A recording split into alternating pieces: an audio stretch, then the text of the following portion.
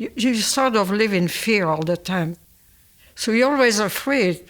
What are they going to do? Maybe they're okay, they leave us alone, or they put us in the trunk and you're gone. You cannot even tell your family you're gone. Yeah, it's a world of fear.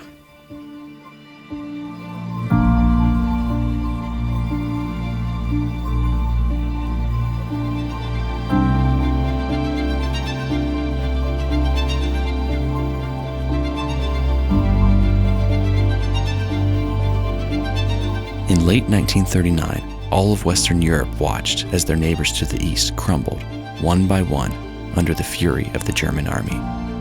The remaining free countries knew it was only a matter of time before they too would face the destruction of Blitzkrieg, Hitler's lightning war.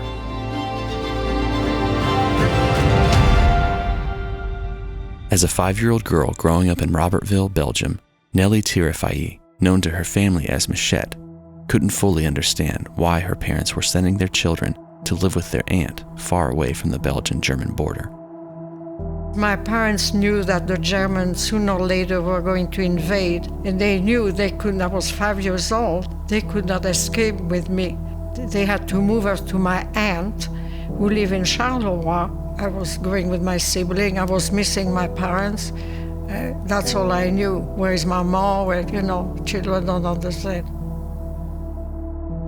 Working as school teachers, Michette's parents were required to stay put until the moment the Germans crossed the Belgian border. Once Belgium was under siege, they set out on a 6-week journey on foot, hoping to reach their children and the relative safety of Charleroi. So they walked for 6 weeks, and the main road was bombarded as the Germans were coming in, and they had to hide.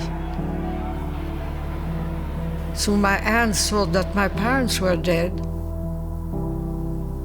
One day, by miracle, suddenly they showed up at the door. So, everybody was in shock and happy, and they made it, but it was not easy. I cannot quite imagine what I went through. The family was fortunate to be reunited, but Charleroi would not remain a safe haven for long. The Wehrmacht swept across the nation until May of 1940, when the Belgian army was forced to surrender. Michette and her family were now living under Nazi occupation, and each long year was harder and more terrifying than the last.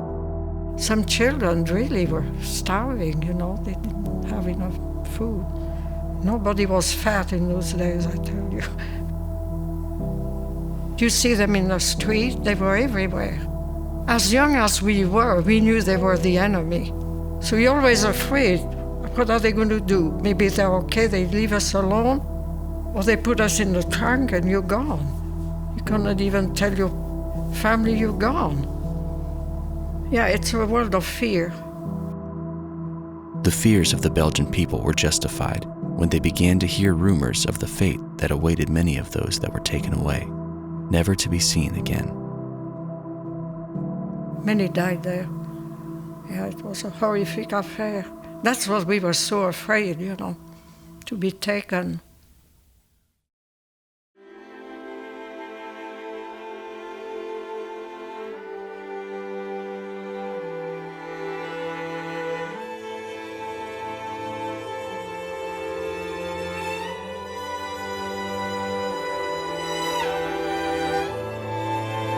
After more than 4 years of living under the boot of Hitler's Third Reich, liberation finally came to Europe.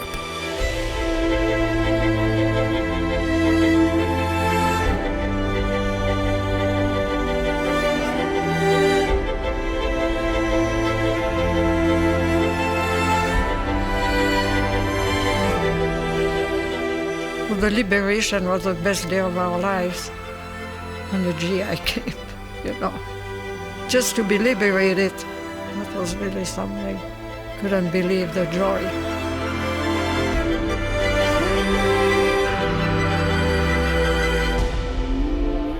The streets that had so recently been occupied by the feared German army were now filled with American soldiers, battle-worn, exhausted, but friendly.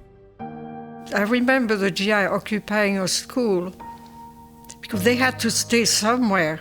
and they were trying to meet families. So you could go there and sort of pick up a GI if you wanted to. If you see a guy you like, and we would ask, do you have a family to visit? No. Well, then you could come to our house, you know. I would sort of recruit, as little as I was. Looking for a way to show her gratitude to her newfound heroes, Michette took to the streets and found 3 American GIs, hoping for a place to find some rest. So I said, I'll go and ask my mom, you know. So I went to ask my mom, and she asked me how many, and I said 3. And she said, okay, they can come. But when Michette returned to the same street corner, word of her hospitable invitation had gotten around. There were now 7 GIs eagerly awaiting the chance for a welcome into her home. So I went back to the house and asked my mother. Oh, she said, it's okay, have them all come in. Night after night, Michette's family would welcome groups of American soldiers into their home. They would come in the evening to visit us, and they would bring us like candy bars, that type of a thing. They had pleasure in doing that, you know, especially for the children. They were missing their family, that's what it was. They wanted to have the family atmosphere. To Michette, these men were not just heroes. Many of them were like her adopted older brothers, especially men like Adam, Jimmy, and Blair. We hear a big noise during the night. Because he was a big guy, he cracked the bed and fell, and that made a big noise in the house. We figured, well, maybe a bomb fell on the house, you know, I don't know. That was so funny. But her newfound brothers could not stay forever, and sadly, some of them would not survive the war, including Blair. Because eventually they had to leave Belgium and advance into Germany, you know. And then that's where they had quite a few casualties there. Well, the Battle of the Bulge, the Ardennes, you know, had terrible battle there. The Belgian, a lot of American soldiers died there.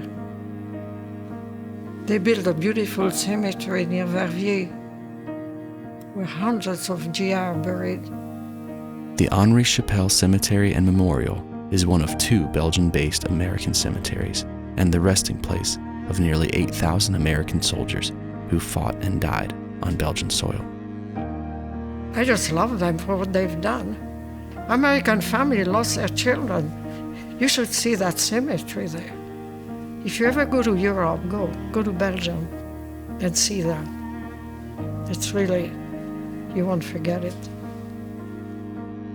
Michette will never forget the men who brought happiness and freedom back into her world. All of them were her heroes, and some of them, family. To this day, she carries a notebook filled with letters from the American GIs, expressing their gratitude towards Michette for her hospitality and friendship.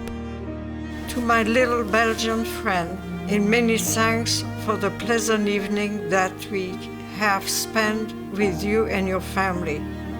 Dear little Nelly, many thanks to a charming little lady for many a happy evening during our brief stay in Verviers.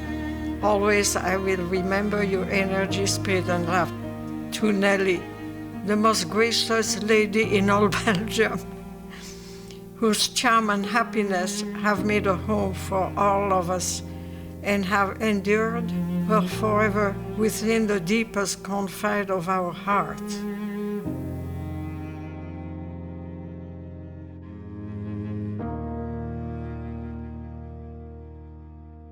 Hey everyone, I'm Josh from Memoirs of World War II, and I just want to say thank you for watching this episode and also give you an opportunity to join up with what we're doing. We're dedicated to reaching as many veterans of the Second World War as we can, both here in the US and across the world, but we're running out of time. The youngest World War II veterans are in their 90s, and every day we're losing more and more of them. So here are 3 simple ways that you can join with us. First, consider supporting us through Patreon. Patreon is a subscription-based service that keeps projects like this one going. Second, you can share these videos with your family and friends. It's a great way to honor these veterans and get these stories out there. And finally, consider subscribing to our YouTube channel and click the notification bell so you don't miss a single episode. Thanks again for your support, and thank you for watching.